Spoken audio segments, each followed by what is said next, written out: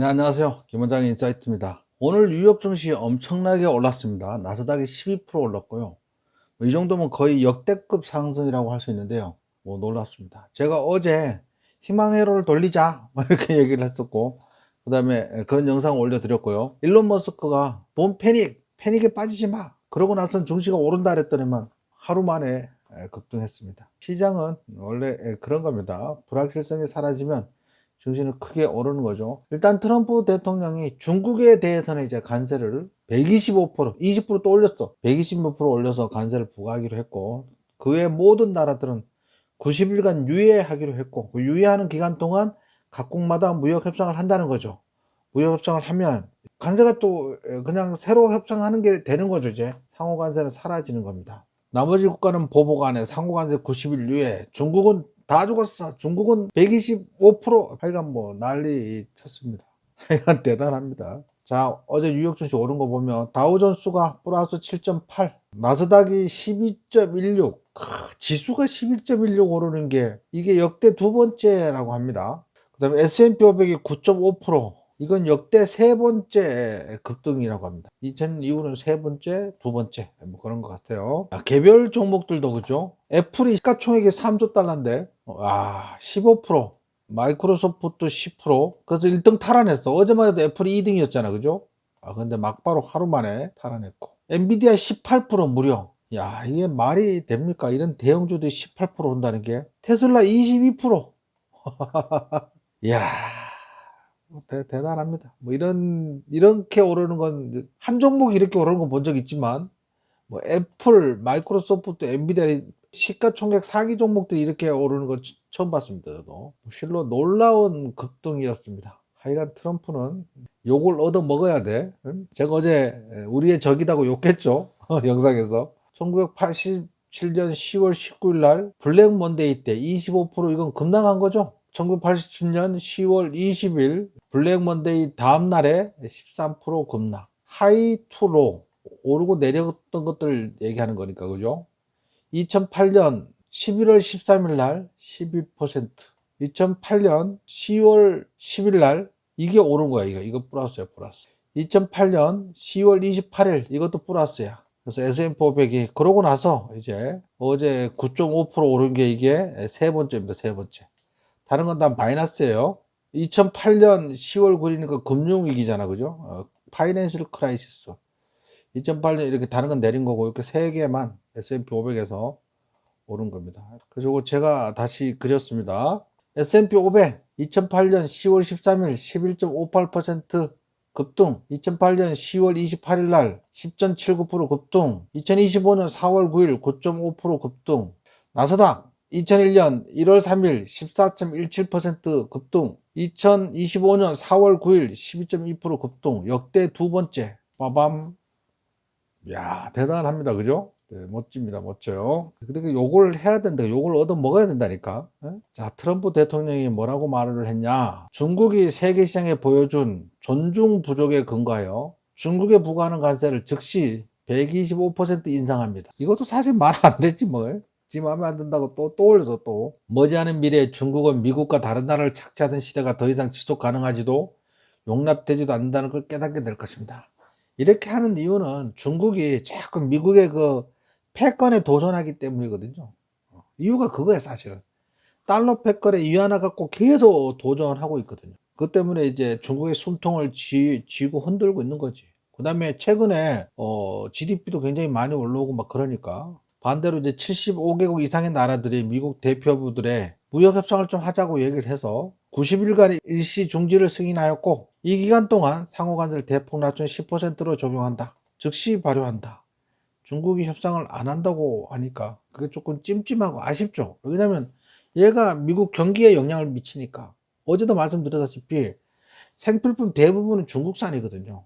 중국산인데 그럼 미국 이 125% 관세를 부과하면 미국의 인플레이션이 아직도 크게 위협을 받겠죠. 그런데 이제 트럼프 대통령이, 저는 사실 이게 제일 마음에 들었어. 왜 이렇게 결정을 했냐? 자신이 이유를 설명했대요. 사람들이 약간 선을 넘었다고 생각했어요. 약간 짜증을 내고 두려운 것 같았어요. 보통 이제 대통령 되는 사람들은 이런 걸 이럴다고 물러서지 않고 막 밀어붙이거든요. 자기만의 권위가 떨어진다고 생각하는 거거든. 근데 좀 오버를 해도 밀어붙이는 경향이 있는데 본인이 스스로 인정을 하고 한 발 물러섰습니다. 이거는 좀 박수야, 박수.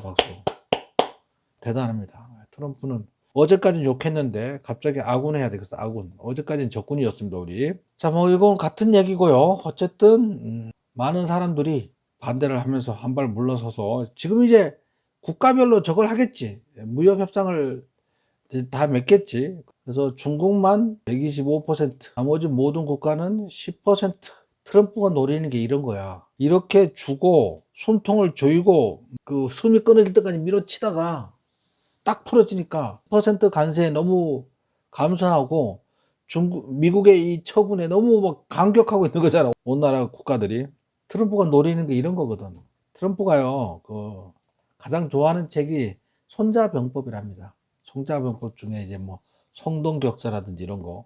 그래서 본인이 협상의 기술이라는 책을 써서 거기에 막 이런 내용들 다 써놨어요. 처음에는 세게 몰아쳐서 부르고 상대를 벼랑 끝으로 몰아치고 그 다음에 한 발씩 양보를 해서 상대가 고마워하면서 협상에 사인할 수 있도록 만드는 게, 이걸 국가 간에도 쓰면 사실 안 맞죠. 빌 에크맨이 그 얘기 했거든요. 90일 유예하면 어떠냐. 그래서 90일 유예한다더라. 그래서 갑자기 막 급등한 적이 있었어. 그게 아닌가 하면 가짜 뉴스다. 그래가 다시 내려가고 뭐 이런 적이 있었거든요. 본인이 그 당시에 90일 유예했으면 좋겠다고 얘기했는데 트럼프 대통령 관세 동결에 모든 미국인을 대신하여 감사합니다. 뭐 지가 왜 대신해? 본인 말을 먼저 꺼냈기 때문에 그런가? 헤지펀드의 거물 빌 에크먼은 도널드 트럼프 대통령의 일부 가파른 상호 관세를 일시적으로 철폐하자 안도의 한숨을 쉬었고, 이로 인해 위험자산에 엄청난 랠리가 촉발되었다. 에크먼은 소셜미디어 플랫폼에 모든 X에 올린 글에서 모든 미국인을 대신하여 감사드린다. 중국에 대한 관세는 무려 125%로 인상을 했다. 100%냐 125%는 정치적인 수사야. 별로 의미 없어요. 요거는 이제 패드워치라 그래서 기준금리 인하에 관련된 그래프예요. 5월 25일 날 FOMC가 있는데 그때는 동결이 79%, 0.25% 인하는 없고 0.5% 인하는 20% 이렇게 있었어요. 6월 달에는 0.25% 인하가 61.5%, 0.5% 인하는 11.8%, 두 개 합치면 73.4%네. 6월 달에는 금리 인하 확률이 굉장히 높아졌다. 뭐 작은 이슈 하나로 뭐 인하를 하니 안 하니 뭐 막 왔다 설랑설레 하다가, 그죠? 이제 요거는 워싱턴 포스트에 따르면 일론 머스크가 트럼프의 공격적인 관세 정책에 대해서 호소했다고 보도. 이거 어제도 뉴스에 있었잖아요. 아무래도 일론 머스크가 얘기를 했는데 트럼프가 안 들어 쌩깐 것 같다. 뭐 그렇게 어제 그런 뉴스가 있었잖아요. 그죠?